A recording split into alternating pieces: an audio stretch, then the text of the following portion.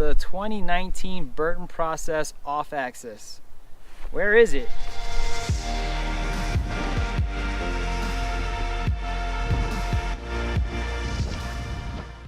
Hello and welcome to another episode of Board Progression. For those of you new to this channel, welcome. My name is Dan Reese. I'm coming to you live from Brighton Resort in Utah, where I'm going to be filming and shooting a lot of videos this winter for you guys. I just moved to the area for YouTube, so if you don't want to miss the best snowboarding content coming out of Utah, make sure you hit that subscribe button. Alright, so the 2019 Burton Process Off Axis. Where is it? Well guys, I got some good news and some bad news for you. The bad news is it looks like Burton has discontinued it. But the good news is it's been replaced by another board similarly. If you go to Burton's website right now and look for the Process Off Axis, you got to do some hunting to find the old one from last year, and it's not listed for this year's model.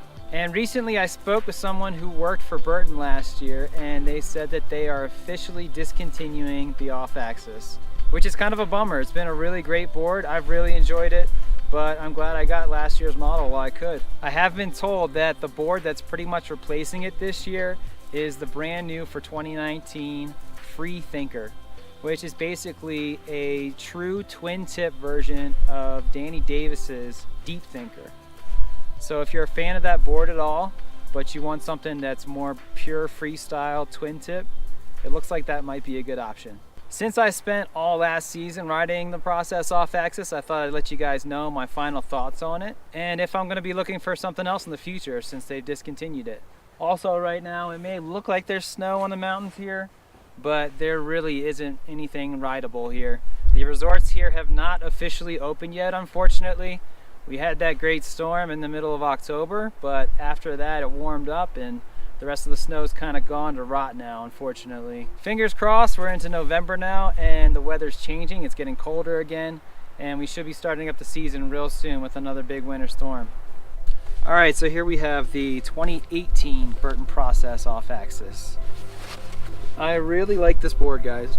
If you're looking for something that you can take in the park, if you're looking for something that you can take on groomers, something you can take in the trees, something you can take off powder jumps, I think this board can really do it all. I love the graphics on this board. The base, I love the colors. The top sheet, I love the astronaut. All around, I think they did a great job with this board. And it's kind of sad to see it go because the Off Axis always gets a different special graphic than the regular Process. Now I will give full disclosure, guys, I spent most of the season last year on the East Coast, so I didn't get to ride this board in very much powder. I did get to ride it in some powder late in the season at Mount Snow.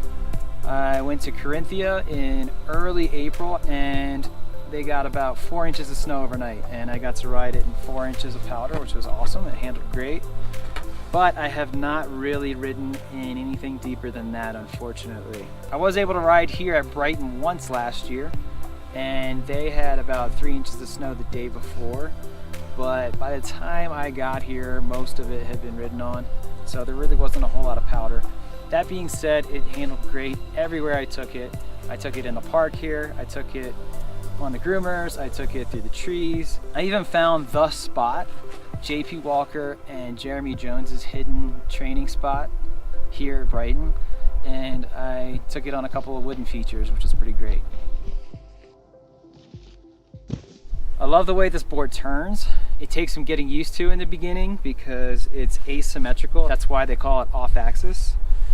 The toe side and the heel side are specifically designed differently. So you mount the bindings on the board exactly the same, no matter whether you're goofy or regular. You always want to mount them where it says left foot and right foot. Because of that, the heel side is extremely responsive. So the first time I rode this board, I caught my heel edge really easily because I wasn't ready for it. I wasn't ready for it to grab so easily. But after a couple of runs with it, I got used to it, and now I love it. I love how quickly I can engage that edge. If you want to see more information on the technical specs of this board, I made a video last year about that when I unboxed the board. I'll leave a link down in the description for that, so check that out if you want to know all the technical information about this board. Since I was living on the East Coast last year, yes, I just moved to Utah like a couple months ago, Most of the riding I did was either icy conditions or slushy conditions, and I'll say the board handled great in both. Since I got the board, I never tuned the edge or detuned the edge, and I think it holds really well on the icy stuff and really well on the slushy stuff. The contact points being set up specifically where the toes are helps a lot. It's kind of like the frostbite edges that I think LibTech has, but not quite as good, but really holds a good edge in the ice. Taking this board in the park is a ton of fun. It's really good for butters and presses. It has flat sections just past the bindings, so it makes it a lot easier to lock in presses. This board's also great on jibs. I'm not the best jibber out there, but for front side and back side board slides, 50-50s, it feels great. It's easy to get on, get off, and I never really had a problem catching an edge, as I said, even without detuning the edges. On jumps, this board is great. It has what Burton calls the pure pop camber. I don't know if that's just marketing gimmick lingo, but it does have great pop. It has good pop coming off of jumps and just popping ollies on flat ground. I went with the 152, and for me that's the perfect size. I'm 5'7" and 150 pounds, and I find it's easy to spin the board, it's lightweight, and it's not too catchy on the edges when you try to put down a landing. So the bottom line, guys, is I will not be replacing this board anytime soon.